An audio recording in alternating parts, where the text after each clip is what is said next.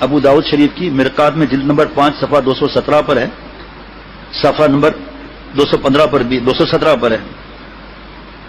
یہ دعا حضرت ہمیں سکھائی صبح و شام 3 بار پڑھنے کے لیے۔ معمولات یومیہ میں یہ دعا ہے، اللہم انی اعوذ بک من الہم والحزن واعوذ بک من العجز والکسل واعوذ بک من البخل والجبن واعوذ بک من غلبۃ الدین وقہر الرجال۔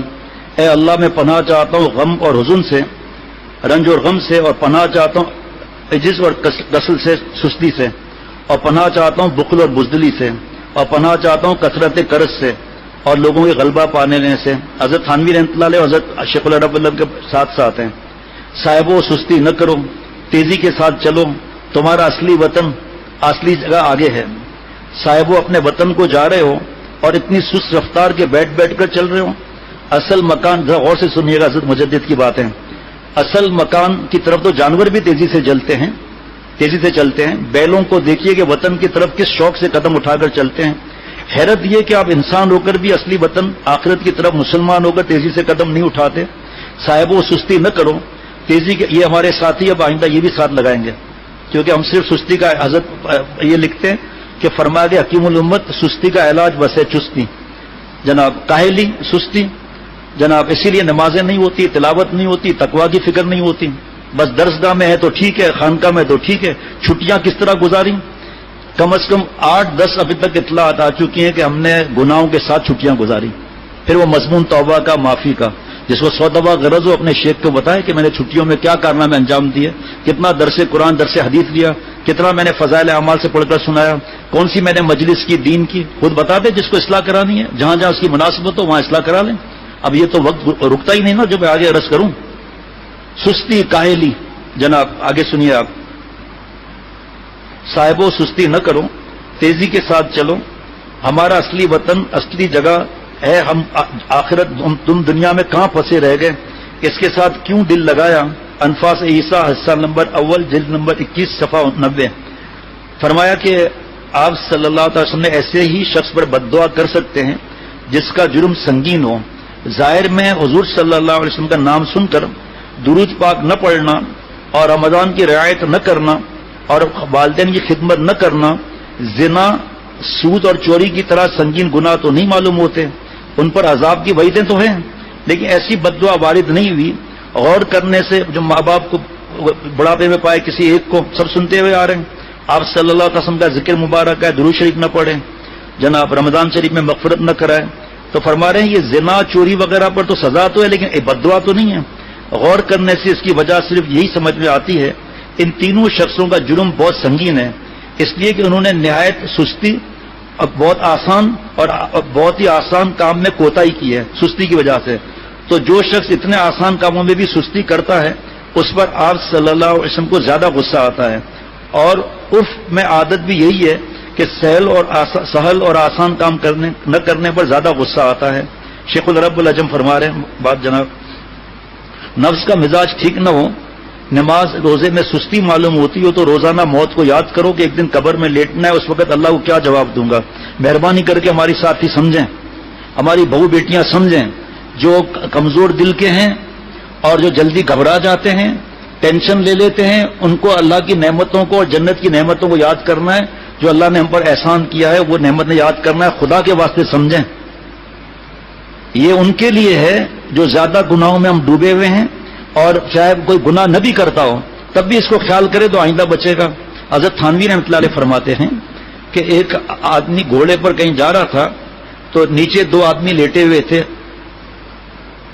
تو اس نے گھوڑے سوار کو ایک نے کہا بھائی جان ذرا نیچے آئیں گے، ضروری کام ہے۔ ضروری نہیں، ضروری کام ہے۔ اترا، کیا بات ہے؟ کہا یہ میرے سینے پر کیا رکھا ہوا ہے؟ کہا بیر رکھا ہوا ہے۔ کہا میرے منہ میں ڈال دیں گے؟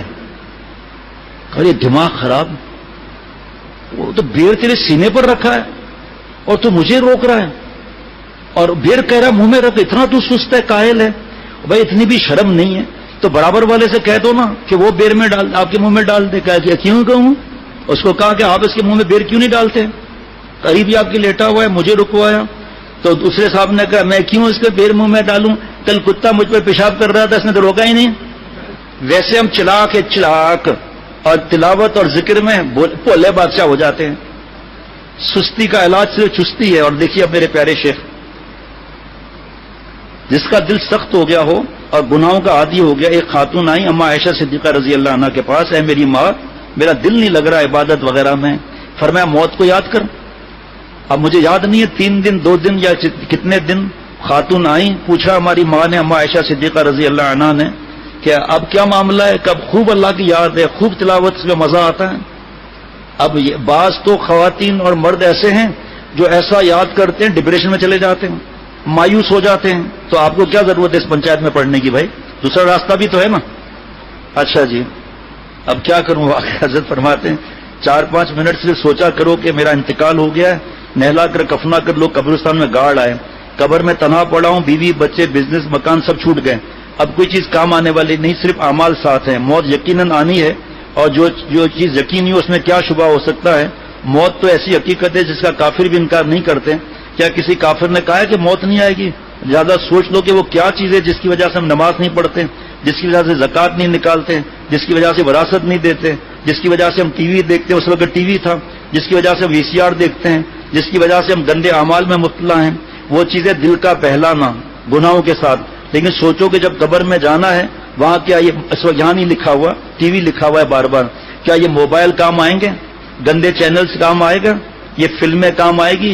عورتیں بھی آنکھوں کا زنا کر کے مردوں کو دیکھ رہی ہیں، اپنی تصویر بھیج رہی ہیں، ان سے تصویر منگا رہی ہیں. کیا شوہر پسند آئے گا؟ کیا ماں باپ کی خدمت کرے گی؟ کیا بھائی بہن کا، کیا بچوں کا خیال کرے گی؟ کتنے موبائل جائیں گے، کتنے ٹی وی وی سی آر جائیں گے؟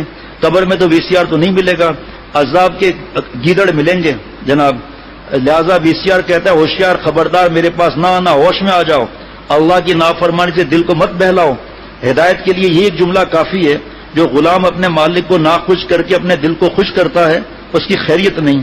کسی وقت بھی ڈنڈے پڑ جائیں گے.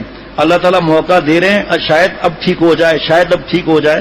موت کی یاد بہترین واز ہے جس سے بیٹری چارج ہو جاتی ہے. ایک شخص نے حضرت کو لکھا تربیت عاشقان خدا حصہ نمبر 3 صفحہ نمبر بھی لکھنا چاہیے، حال نمبر 869. میرے اندر حضرت والا سستی غالب ہے، لیکن سوچتا ہوں شاید یہ سستی بھی نہیں، صحت کی کمزوری ہے. وقت پر مدرسے نہیں پہنچ پاتا. اب صبح اگر فارم ہاؤس جانا ہو تو کیسے تیار ہوں گے؟ اور صبح اگر مدرسے میں بلایا جائے تو، یا ہفتے کے دن، اور وہاں دوسری جگہ بھاگتے ہوئے پہنچ جائیں گے. دعوت میں پہلے بیٹھے ہوئے ہوتے ہیں جناب، اور ایسے دیکھ لیتے ہیں کھانے کو، ایسے زبان کرتے رہتے ہیں کب کھانا ملے گا. وہ شارپ ٹائم 7 بجے تھا، ہم نے 7 بجے تو آ گئے، اور 7 بجے شارپ ٹائم ہے، کون 7 بجے کھانا دے گا تجھے بھائی جناب.